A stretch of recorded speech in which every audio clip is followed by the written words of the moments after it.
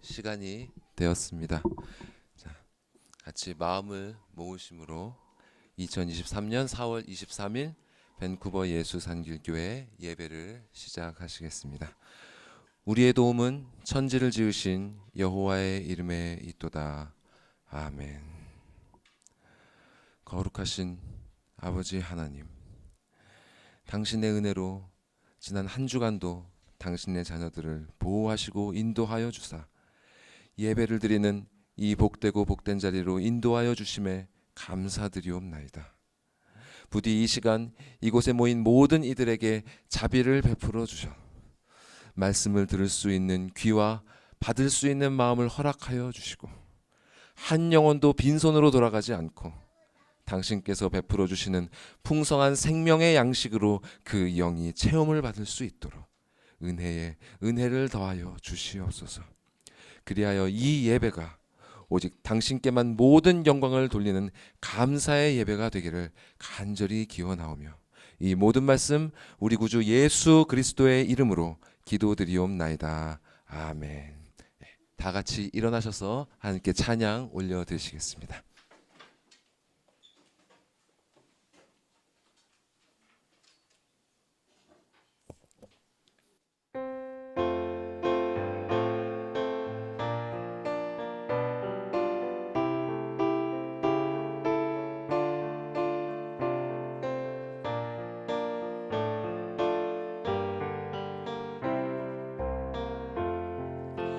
큰 영화로신 주 이곳에 오셔서 이 모인 자들로 주 백성 삼으사 그 중에 항상 계시고 그 중에 항상 계시고 큰 영광 나타내소서.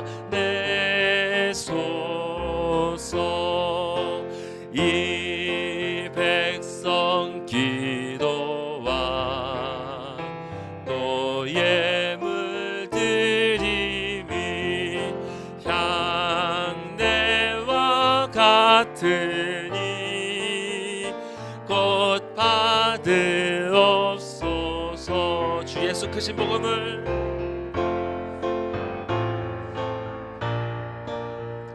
주 예수 크신 복음을 만 백성 듣게 하소서.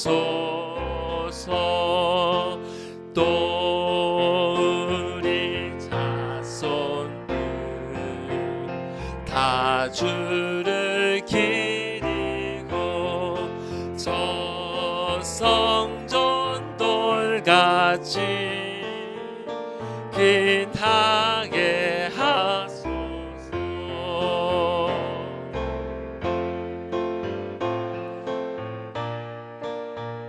주 구원하신 능력을 늦은 날까지 주소서.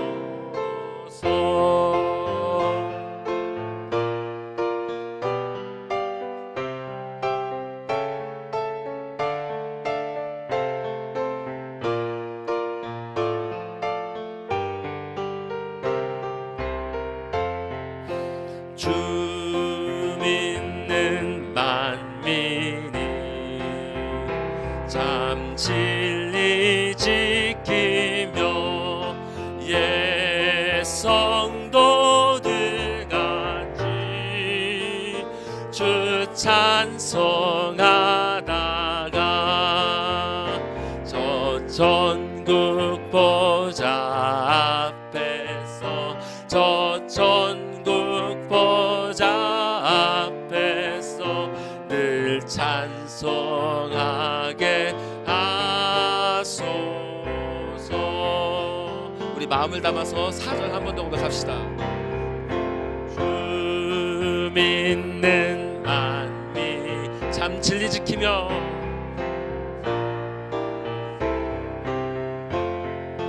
예 성도들 같이 주 찬송하다가 저 천국 보좌 앞에서 저 천국 보좌 앞에서 늘 찬송하게 하소서.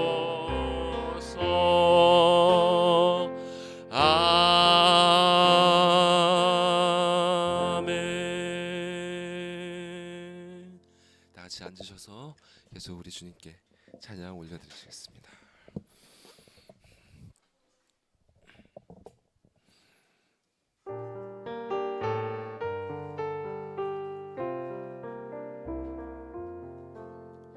놀랍다 주님의 은혜, 우리의 죄를 속하시려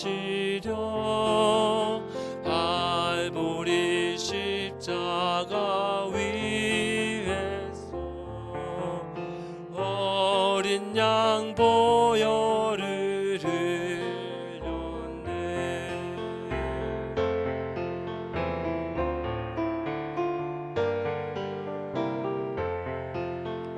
우리의 죄를 다 씻었네.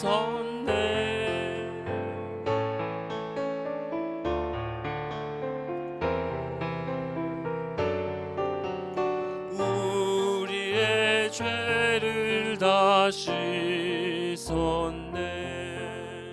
죄악은 성난 파도같이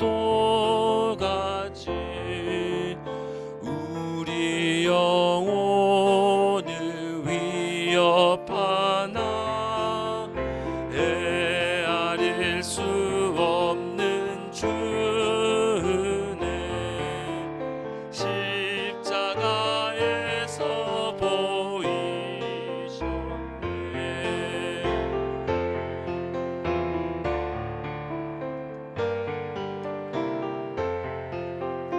우리의 죄를 다 씻었네.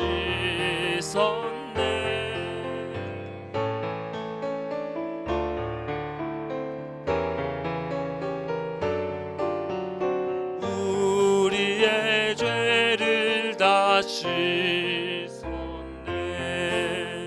죄악에 물든 영혼들을 미국께서 피로 씻으시네. 지금도 흐르는 그 피에 눈보다 더이게 피할 수 없는 그 은혜를, 피할 수 없는 그 은혜를 믿는 자에게 거저주네.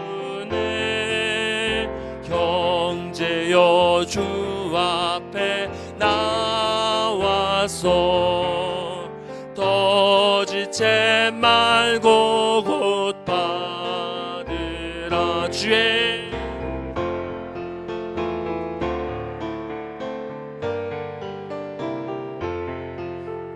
우리의 죄를 다 씻었네.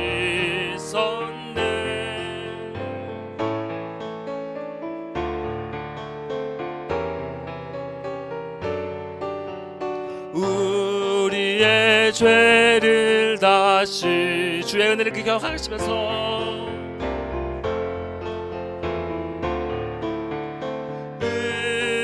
은혜 우리의 죄를 다시 섰네. 주의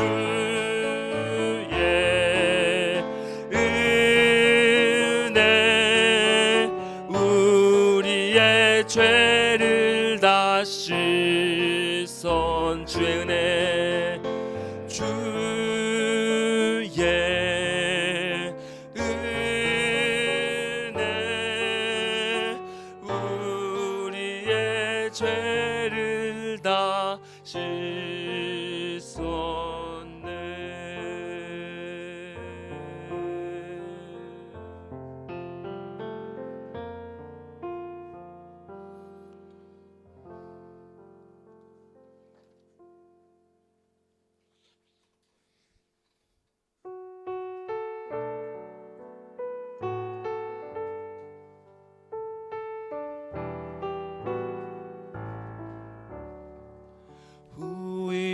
생명 그칠 때 여전히 찬송 못하나 성부의 집에 깰 때에 내 기쁨 한량 없 후일의 생명 그칠 때 후일의 생명 그칠 때 여전히 찬송 못하나 성부의 집에 깰 때에 내 기쁨 한량 없겠네.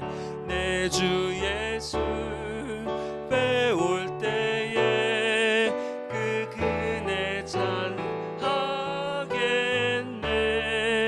내 주 예수 배울 때에 그네 찬송하겠네. 후일의 장막 같은 몸 무너질 때를 모르나 정령이 내가 알기는 주 예비하신 집 있네.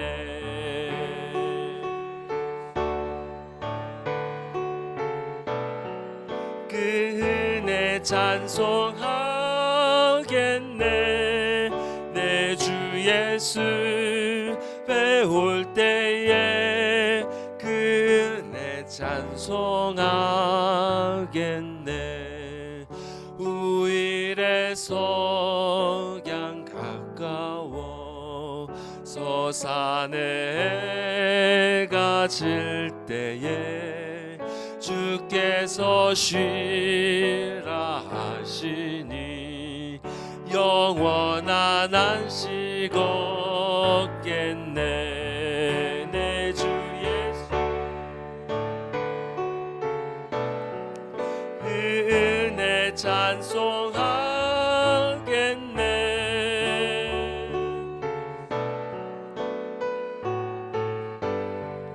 그 은혜 찬송하겠네.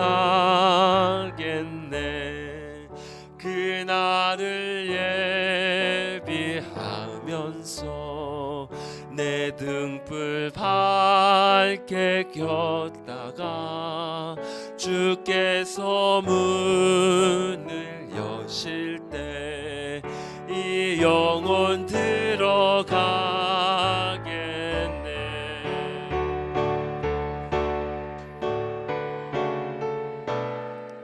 그네 찬송하겠네.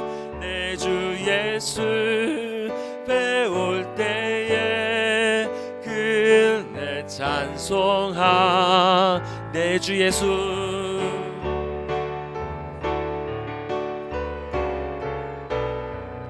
그네 찬송하겠네.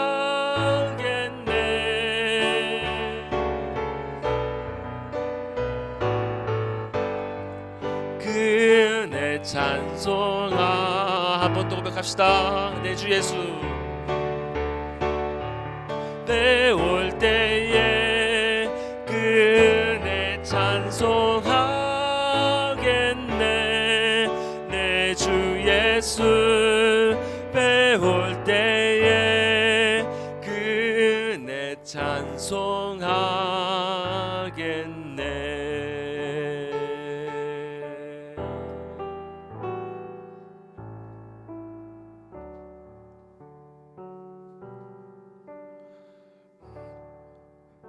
이 시간 주님께서 약속하신 그 영광스럽고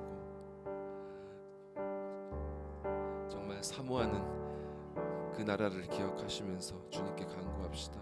주님, 우리가 오늘도 주님께서 선물로 주신 이 날을 살고 정말 받을 자격이 없는 이 자들이 이 귀한 복된 예배의 자리로 주님의 은혜로 나아왔사오니 오늘 이 예배도 헛되이 보내지 않기를 원하옵나이다. 주님, 오늘 예배 가운데 주님께서 우리에게 주시는 그 말씀의 은혜로 말미암아 주께서 약속하신 그 나라로 한 걸음 다 나아가는 복된 예배가 될 수 있도록 주님, 우리를 변화시켜 주시옵소서. 다 같이 기도하시겠습니다.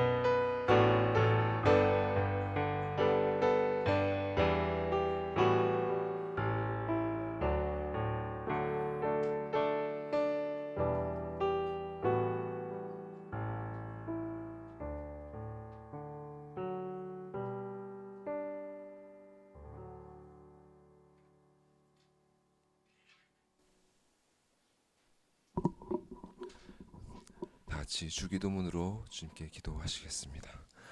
하늘에 계신 우리 아버지여, 이름이 거룩히 여김을 받으시오며 나라가 임하오시며 뜻이 하늘에서 이루어진 것 같이 땅에서도 이루어지이다.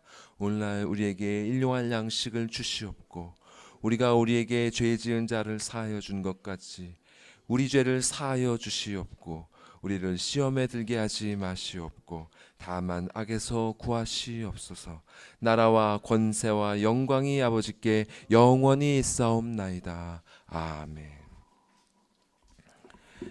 교동문 48번 시편 106편 말씀 다 같이 번갈아 가시면서 교독하시겠습니다.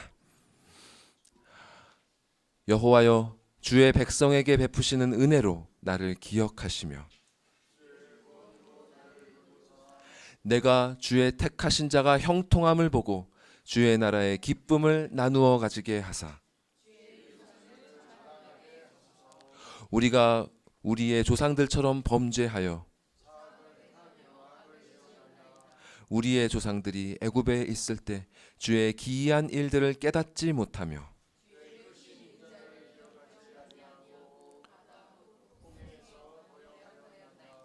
그러나 여호와께서는 자기의 이름을 위하여 그들을 구원하셨으니 이에 홍해를 꾸짖으시니 곧 마르니 그들을 인도하여 바다 건너가기를 마치 광야를 지나감 같게 하사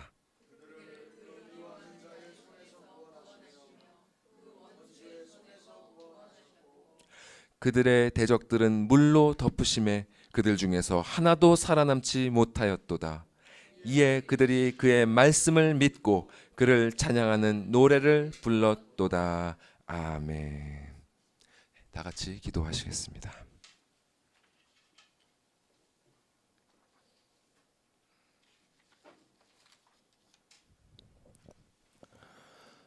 참 고마우신 아버지 하나님, 우리의 시작부터 지금까지 굽어 살피시고 인도하신 그 은혜에 감사와 찬송을 올려드리옵나이다.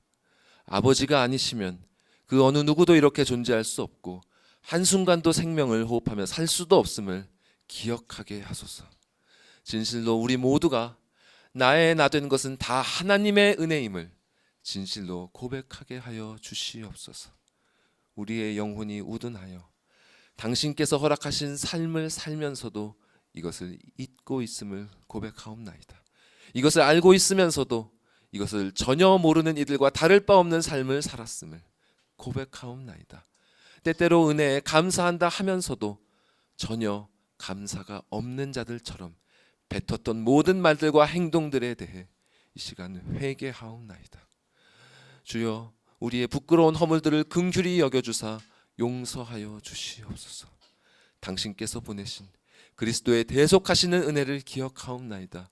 우리가 그 복음만을 의지하오니 그분의 보혈의 피로 우리의 영혼을 깨끗이 씻겨주사 정결케 하여 주시옵소서. 그리고 약속하신 당신의 자녀들을 그 말씀으로 씻어 거룩하게 하신다고 주님께서 말씀하셨사오니 이 시간 목사님을 통하여 선포되는 말씀을 통해 그 말씀을 듣는 모든 영혼들이 깨끗하게 씻겨지고 더욱 거룩해지는 역사가 있기를 소망하옵나이다.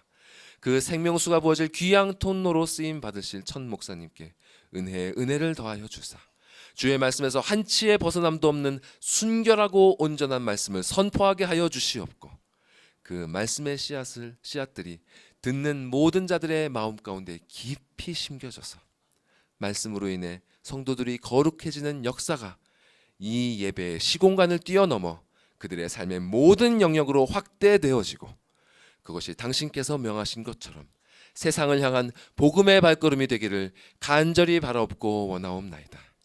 또한 우리의 연약한 육신도 붙들어 주시길 구하오니 특히 건강의 어려움으로 입원해 계시는 이기성 목사님과 역시 또 치료를 위해서 한국을 방문하고 있는 하람 형제를 기억하여 주시고 부디 모든 치료들이 순적하게 진행되어 속히 온전하게 회복되게 하여 주시오며 그 과정 가운데 당신의 은혜들이 발견되어 더욱 아버지를 향한 감사와 서로에 대한 사랑과 나눔이 풍성해지는 이 시간이 되게 하여 주시옵소서.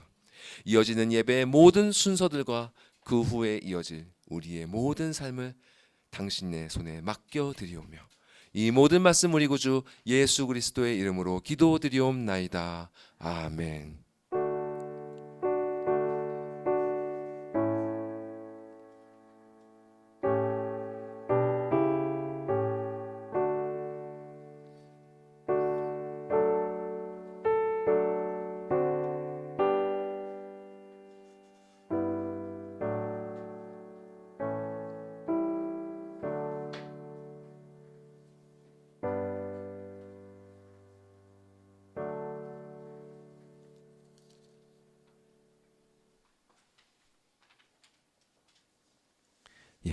오늘 우리에게 주시는 하나님의 말씀은 고린도후서 5장 1절에서 10절 말씀입니다.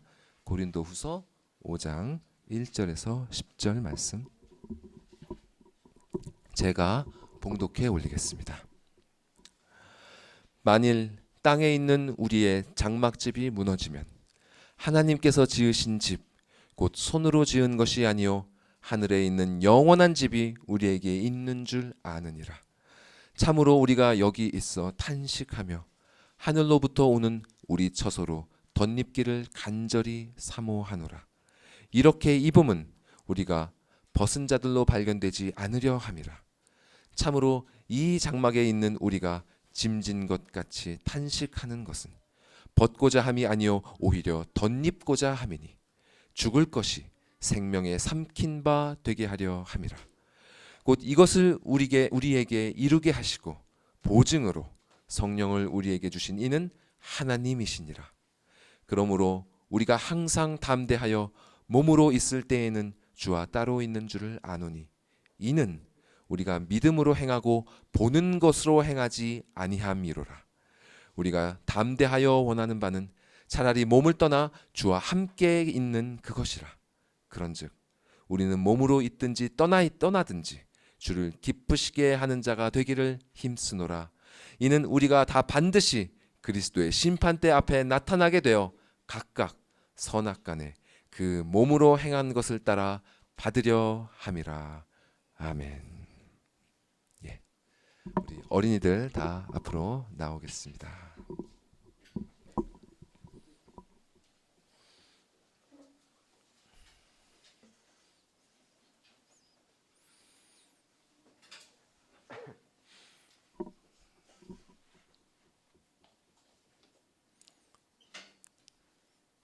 어서 오세요.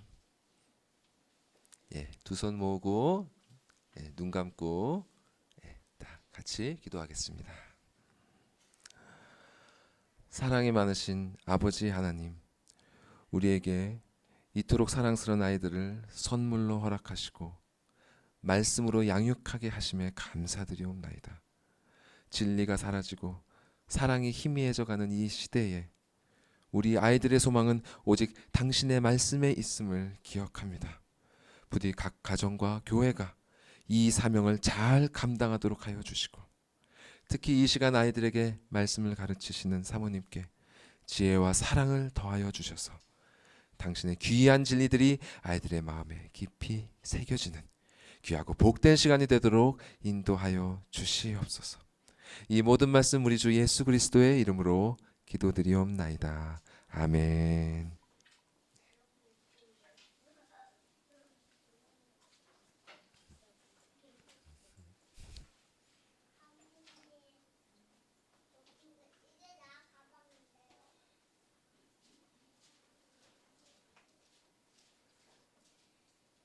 예, 이 시간 탄식과 소망이라는 제목으로 천희 목사님께서 하나님의 말씀 대언해 주시겠습니다.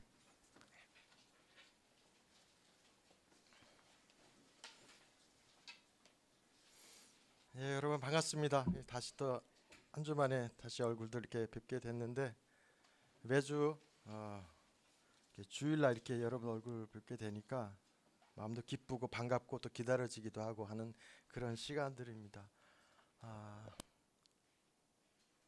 우리 목사님이 이 편찬을 주셔가지고 여러분 다 아시다시피 그런 일정들 속에 여러분들 만나게 됐는데, 모든 식구들이 다 은혜 가운데서 평안했으면 참 좋겠어요. 우리 전사님 기도해 주셨지만 하람 형제도 지금 허리가 아파서 또 손길이 필요하고, 목사님도 완전한 회복이 필요하고, 또 건강한 우리라고 해도 언제 어떤 신호들을 받을지 모르기 때문에 날마다 우리 안에 약간의 이 경각심, 약간의 우리 자신들을 돌아볼 수 있는, 내가 아니어도 누군가를 통해서 나를 한 번 더 돌아볼 수 있는 그런 시간들이 요즘이 되어야 되지 않을까라는 생각들을 합니다. 아무튼 우리 식구들 모두에게 하나님의 평안의 소식들이 늘 가득하기를 소망하겠습니다. 우리 잠시 같이 기도할까요? 말씀의 떡을 뗍니다. 은혜 가운데서 주께서 함께 하시고 허락하신 이 말씀들이 우리의 심령 가운데 하나님의 귀한 은혜 가운데 들려지는 복된 소식들이 되게 하옵소서. 예수님의 이름으로 기도하옵나이다. 아멘. 이렇게 보면 우리 학생들은 아니겠지만은 우리 어른분들은 이제 운전하시는 분들이 많으실 거예요. 또 운전 못하신 분도 계시고 상관없이 한국에서 밴쿠버로 제가 와가지고 운전을 할 때 제일 신기하게 여겼던 게 하나가 있었어요. 그게 뭐냐면 4A였어요. 4A. 한국에는 4A가 없어요.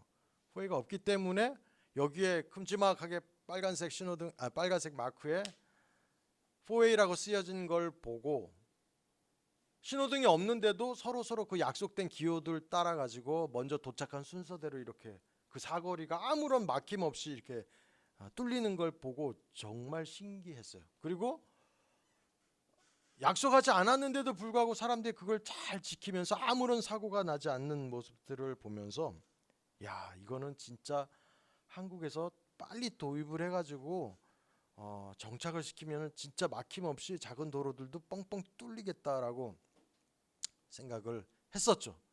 그런데 그 4A에서 제가 처음으로 교통사고를 당합니다.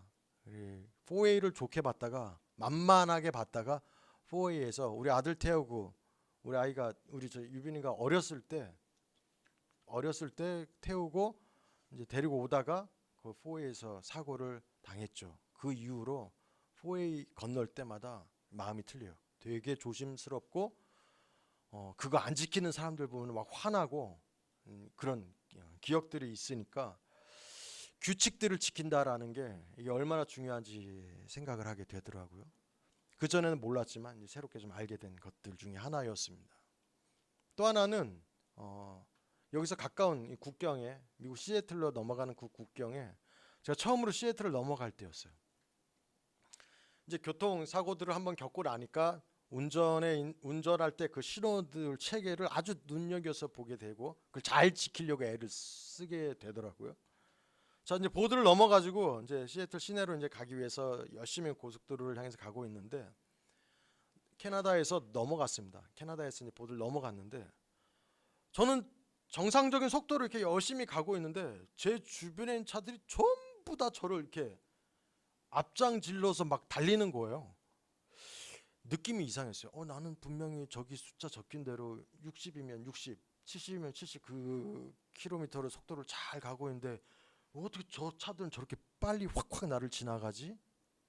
굉장히 당황스러웠어요. 그리고 한번 맞춰보자. 지나가는 차들 속도 한번 맞춰보자. 따라서 같이 맞춰봤더니 이 숫자하고 틀린 거예요. 제 차의 계기판에는 분명히 80km인데 저 숫자는 지금 80인데 제 차 계기판은 이미 100을 넘어가고 큰일 났다. 이제 이 교통 경찰한테 걸리면 바로 딱지 끊겠다. 알고 봤더니 여기는 한국하고 캐나다는 똑같이 속도가 킬로미터로 측정이 되는데 미국은 마일이었어요. 저는 그 마일로 속도가 측정된다는 사실 그때는 전혀 몰랐던 거였어요. 그러니 한도 끝도 없이 느리게 갔던 거였죠. 여러분 아시죠? 운전할 때 누군가가 막 같은 속도를 안 달리고 느리게 가면은 막 속 터져요. 그래 뒤에서 막 어떤 차는 막 빵빵 경적 울리기도 하고 막 그런단 말이죠. 이제 알게 됐어요. 4Way에서는 어떻게 운전해야 된다는 것도 완전히 다 알게 됐고 고속도로에서도 어떻게 운전해야 된다는 걸 다 알게 됐단 말이죠. 그런데 아는데도 불구하고 제가 옛날 방식대로 운전을 한다면 어떤 일들이 벌어질까요? 아는데도 불구하고 보도를 건너서 도로를 달리는데 마일로 측정되는 도로에서 킬로미터로 속도로 달린다. 4Way에서 제대로 신호를 지키지 않는 사람들을 만나거나 또 저라도 그런 실수를 한다면은 이건 뭐 보나마나 뻔한 결과들을 만나게 되죠. 범칙금을 물게 되는 일, 혹은 안 좋은 사고를 당할 수도 있게 될 것입니다. 아는데도 그렇게 한다면 말이죠. 교회에서 목사님 통해서 여러분 제일 많이 설교 속에 듣게 되는 말이 있습니다. 거의 다 똑같아요. 목사님 통해서 듣게 되는 제일 많이 듣는 말이 뭐냐면은 메시지가 뭐냐면은 다르게 살아야 된다라는 거예요. 다르게 살아야 된다. 하나님 백성은 세상에서 다른 가치관, 다른 법, 다른 생각, 다른 행동, 다른 기준이 있다라는 거예요. 근데 이게 엄청 헷갈려요. 이게 왜 헷갈리냐면은 잘 모르기 때문이에요. 이걸까? 저걸까라는 이 옥신각신 속에 있기 때문에 이게 이 메시지가 헷갈리는 상황이 일어난다라는 것입니다. 그럼 신앙생활을 한다라는 이 말은 조금 쉽게 얘기하면은 신앙생활을 한다라는 말은 하나님 믿는 생활이라는 얘기예요. 하나님을 믿는 생활을 한다라는 거죠. 어디서? 어떤 부분에서 어떻게 살아야 하는 것이 하나님을 믿는 생활이라고 할 수 있겠습니까, 여러분? 신앙생활 우리 익숙하게 늘 생활하는 용어인데 어떻게 해야 하나님을 믿는 생활이 될 수 있겠느냐라는 질문이죠. 조금 더 쉽게 얘기하면은 하나님을 믿는 생활, 이 뜻은 나를 그분이 보고 계신다라는 거예요. 나를 그분이 보고 계신. 어찌 보면은 우리 평생을 살아가면서 이거 하나만을 배우며 살다 가는 사람이 아닌가 싶어요. 하나님이 나를 보고 계신다. 이게 두 가지로 나뉘어집니다. 첫 번째는 하나님이 나를 보고 계신다. 하나님을 믿는 생활할 때에 나누어지는 그 첫 번째는 내가 잘 믿을 수 있을까? 내가 잘 믿고 싶은데 도대체 어떻게 해야 하나님께 인정받을 수 있는 하나님 잘 믿는 생활 할 수 있을까? 점수 잘 받는 신앙인이 될 수 있을까? 이거 하나 하고 또 하나는 지금까지 별 문제 없이 별로 불편한 거 없었는데 그냥 그렇게 살면 되지. 가족들이 다 같이 신앙생활하고 교회 가고 우리 부모님이 기도하고 나를 위해서 기도해 주는 사람들이 얼마나 많은데 그냥 묻어가면 되지. 제가 얼마 전에요. 연세가 한 80이 훌쩍 넘으신 것 같은데 그 성도님 가정에 방문을 했는데 남편분이 그런 얘기를 하신 적이 있으셨어요. 인생이 뭐 있느냐라는 거예요. 인생이 뭐 있냐는 거예요. 한 번 사는 거 그냥 산다라는 거예요. 그냥 죽을 때 천당 가려고 교회 가는 거라는 거예요. 기도는 우리 부인이 우리 마누라가 기도를 많이 하니까 나는 그 덕에 우리 마누라가 기도 많이 하니까 난 그 덕에 천당 보내주겠지. 이런 얘기를 하시더라고요.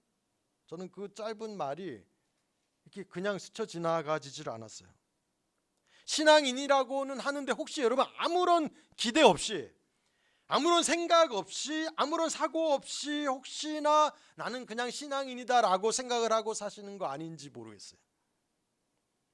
여러분 어쩔 때는 그래요. 이게 눈에 보이면 참 좋겠어요. 하나님 눈에 보이고, 천국 보이고, 지옥 보이고, 천사들 보이고, 마귀 보이고, 예수님 보이고, 성령님 보이고. 근데 사실 이게 보이지 않는다라는 것을 믿는다라는 건요, 이건 굉장히 부담되는 일이에요, 여러분. 이 부담이 되는 정도가 아니라 인간으로서는 사실은 이건 불가능한 일입니다. 오늘날 신자들이 천국을 믿는다라고 하면서도 세상을 못 놓아요. 천국을 믿는다라고 하면서도 다른 세상이, 다른 나라가 있다라는 것을 듣고 그걸 믿는다라고 하면서도 이 세상 것들을 쉽사리 놓지 못하는 이유도 천국은 보이지 않지만 세상은 눈에 보이거든요. 천국은 보이지 않지만 세상은 확실히 보이고 있게, 교회 안 다니는 사람도 다 보이거든요. 인터넷만 보더라도, 내가 못 보더라도 인터넷 보면 저쪽 땅에서 일어난 일들을 다 알아요. 뉴스나 방송을 통해서 이쪽 나라 저쪽 나라, 한쪽에서 전쟁이 벌어지는 거, 여기서 아무리 평안하게 살고 있어도 그거 다 알고 있어요. 안 봐도 다 믿어요. 눈에 보이기 때문에. 제 아프리카 친구 한 분이 저한테 사우스 코리아라는 나라를 잘 듣지 못했대요. 이렇게 인터넷이나 이런 정보력이 떨어지는 곳에 있었던 사람이니까 충분히 그럴 수 있을 거라고 생각을 해요. 어디 있냐요? 그래서 제가 그랬어요. 대한항공이라는 비행기 타고 10시간 가면은 저쪽에 있다 그랬어요. 그리고 노스코리아 얘기해주니까 노스코리아는 알더라고요. 자, 우리는 다 알아요. 그렇게 얘기해주면은 진짜 있었다는 것을, 진짜 있다라는 것을 눈으로 다 확인할 수 있기 때문에 다 알아요. 근데 천국에 대한 보장은 눈에 보이지 않지만 이 세상에 대한 보장은 눈에 확실히 보여집니다. 이걸 조금 성경적인 이야기로 가지고 오면 어떤 뜻이 돼버리느냐 하면은, 한쪽은 포기할 수 있는데 한쪽은 포기가 안 된다라는 거예요. 왜? 보이기 때문에. 만져질 수 있고 보여지고 확인되어질 수 있기 때문에. 돈이 있으면 떵떵거리고, 돈이 있으면 필요한 거 사고, 갖고 싶은 것을 마음껏 가지며 살 수 있다라는 분명한 보장이 확인이 됩니다. 때문에 보이지도 않고 있는지 없는지도 모를 천국 때문에 성경이 얘기하는 눈에 보이는 세상 것들을 놓아라, 눈에 보이는 세상 것들을 포기하라고 할 때에 그것을 포기할 사람이 없다라는 거예요. 없다라는 거예요. 거기 그냥 강력히 매여진 채로 있다라는 거예요. 그럴 만한 사람들이 없다라는 거예요. 여러분, 그런데 말입니다. 만약 그런 사람이 있다면, 세상 것을 중요히 여기고 세상 것을 쫓아가고 세상 것을 붙잡고 가는 것이 아니라, 그게 아니라 다른 게 있다라는 거예요. 다른 가치관이 있고 다른 진리가 있고 쫓아가야 될 진짜의 것들이 있다라는 것을 믿고 그렇게 살아가는 사람이 있다면은, 그런 사람이 있다면 여러분, 완전히 다른 이야기들이 펼쳐지게 돼요. 확연히 좀 다른 사람이 돼버립니다. 다들 보고 다들 느끼고 그렇게 살고 싶어하는 그 목적지가 있고 바람이 있고 소원이 있는데, 그게 아니라 다른 걸 보고 다른 생각을 하고 다른 인생 길을 걸어가는 사람이 된다라는 것입니다. 그러니까 원래의 인간들의 본성과 그 방식으로 사는 사람이 아닌 것입니다. 뭔가 다른 본성이 그 사람을 지배하고 있어요. 다른 교훈과 다른 가르침과 다른 이끌고 가는 것들이 지배하고 있다라는 결론을 내릴 수밖에 없습니다. 성경은 그런 사람을 가리켜서 그리스도의 영이 임한 사람, 이렇게 얘기를 해요. 여러분, 현대인들이 두려워하는 게 있습니다. 자기께 무너지는 것을 두려워합니다.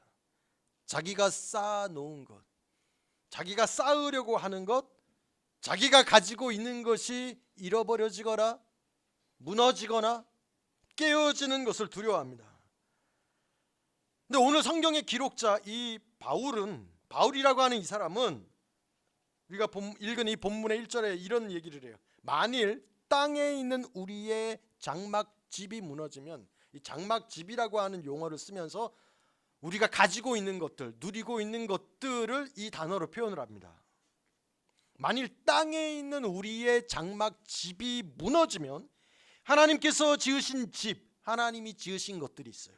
곧 손으로 지은 것이 아니요 하늘에 있는 영원한 집이 우리에게 있는 줄 아느니라. 그러니까 이게 무너지면 다른 쪽에 다른 게 있다라는 것을 깨닫게 된다라는 거예요. 이게 무너지지 않으면 이걸 모르게 되는 셈이 돼버리는 거예요. 이걸 바울이 이야기합니다.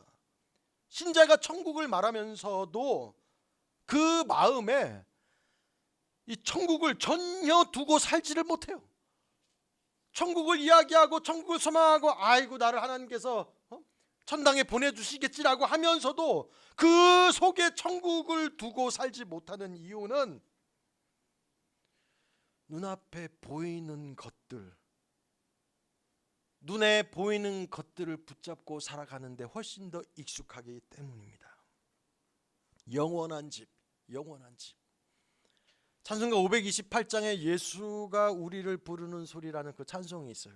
그 찬송가의 4절 가사에 이런 가사가 있습니다. 우리를 위하여 예비해 두신 영원한 집이 있어 죄 많은 세상을 떠나게 될 때 영접해 주시겠네. 영원한 집이 있다 그래요. 영원한 집이, 우리를 위하여 예비해 두신 영원한 집이 있다. 죽어도 붙잡고 가려 하는 세상 것이 무너져야 이게 보인대요. 그것이 무너져야 하늘로부터 오는 처소로 덧입기를 간절히 사모하게 됩니다. 하나님이 바울의 입을 통해서 그 고백을 꺼내 놓으셨어요. 세상 것이 무너지지 않았고 세상의 가르침과 교훈들이 우리를 가득 입고 있는데, 그것들로 가득 채워져 있는데 하늘의 게 사실 필요하지 않아요.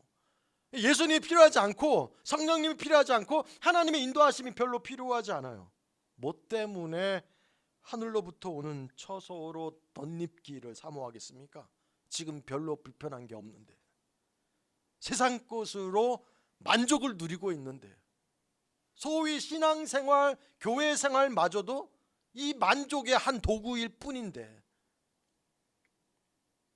뭐가 아쉬워서 보이지 않는 것에 그 어려운 소망을 두겠습니까, 여러분?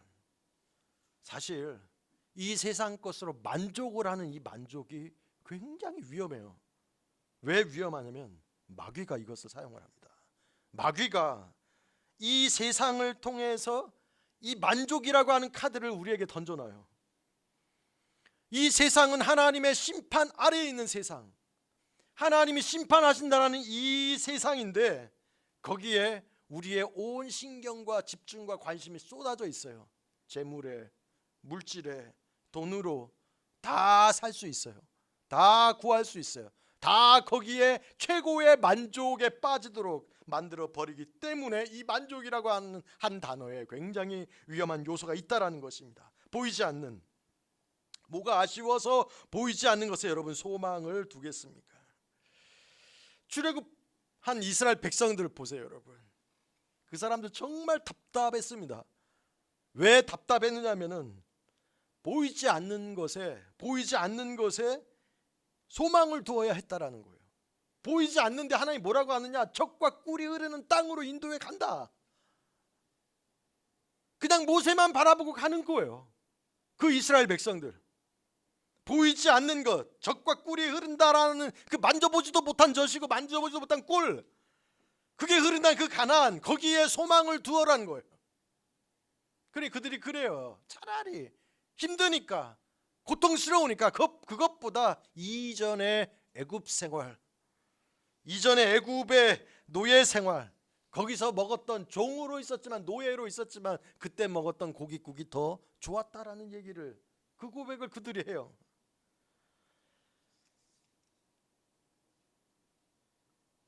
하나님의 자녀는 철저하게 하나님이 선포하십니다. 눈에 보이는 것을 쫓아가는 것이 아니라 즉 세상의 교훈과 세상의 가르침에 가두어지는 것이 아니라 그것을 뛰어넘은 하나님의 약속, 하나님께서 인도하시는 보이지 않는 것에 소망을 두라라는 것이 성경 전체에 흐르고 있는 메시지예요.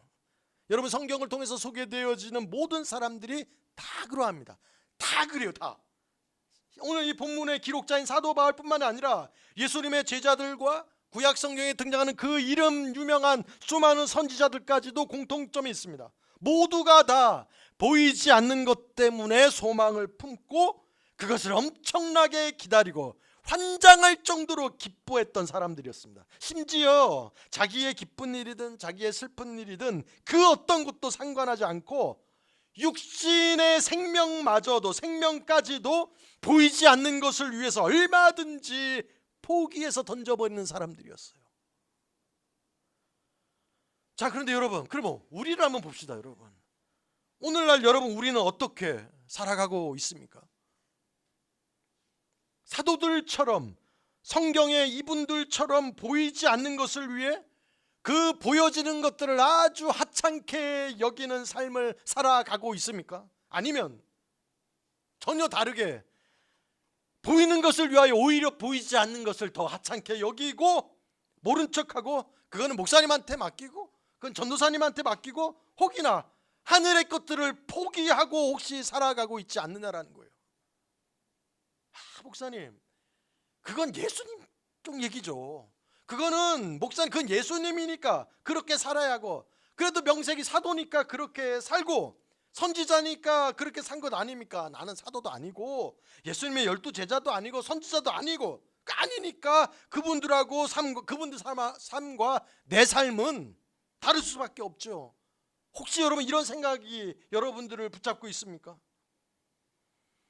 여러분, 우리들 앞서서 살았던 신앙의 그 사람들, 그 인물들, 그들이 신앙의 삶을 살았고 천국 가신 그분들, 천국을 가신 그분들은 영원한 나라에 들어가는 길이 이쪽 길 저쪽 길, 이쪽 길 저쪽 길, 이 길 저 길 저 길 이 길,